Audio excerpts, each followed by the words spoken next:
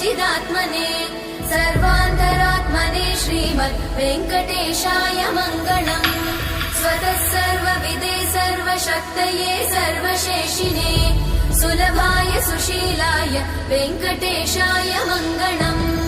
परस्मै ब्रह्मणे पूर्णकामाय परमात्मने प्रयुञ्जे परतत्त्वाय वेङ्कटेशाय मङ्गलम्।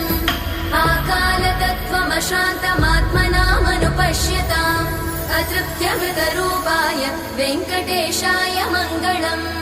प्रायस्वचरणौ पुंसां शरण्यत्वेन पाणिना कृपया दिशते श्रीमद् वेङ्कटेशाय मङ्गलम्।